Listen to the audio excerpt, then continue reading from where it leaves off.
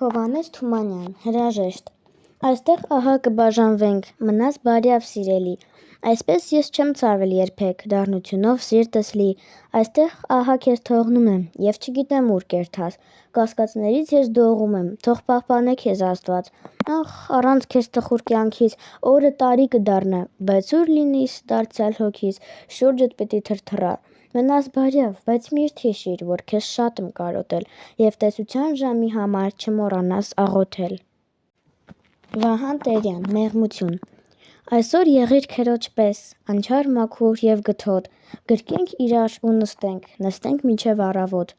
Այսօր եղիր որպես մայր, բարի, քնքուշ, նրբազգաց, նստիր խաղաղ մահճիս մոտ գիշերին հետս լաց։ Ամոթիր դու իմ ցաված, սիրտս սիրով քո անձից, այն մոռացված հեքիաթները պատմիր ինձ։ Համո Սահյան, Հայաստան ասելիս։